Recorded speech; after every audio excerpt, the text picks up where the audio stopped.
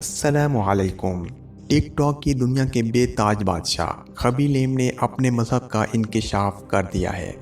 उनकी खबर ने पूरी दुनिया को हिलाकर रख दिया है। खबी लेम टिक टॉक पर 143.2 मिलियन के साथ चैंपियन बन चुके हैं।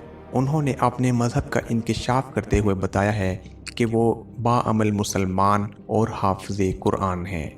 खबी लेम ने इंटरनेशनल मीडिया को इंटरव्यू देते हुए बताया कि जब वो 1 साल के थे तो उनका ख़ानदान इटली चला गया था और 14 साल की उम्र में उन्होंने हिफ्ज़ कुरान के लिए एक कुरानी स्कूल में दाखिला लिया था और फिर कुछ अरसे बाद उन्होंने हिफ्ज़ कुरान मुकम्मल कर लिया था। खबी लेम बेपनाह सलाहियतों के मालिक हैं और इस वक्त टिक टॉक की दुनिया में उन्होंने अपना कोई भी सानी बाकी नहीं रखा। खबी लेम पिछले 1 महीने से टिक टॉक की दुनिया पर राज कर रहे हैं। पिछले महीने उन्होंने चार्ली डीएमएलियो को पीछे छोड़ दिया है। खबी लेम टिक टॉक की दुनिया के बेताज बादशाह बन चुके हैं।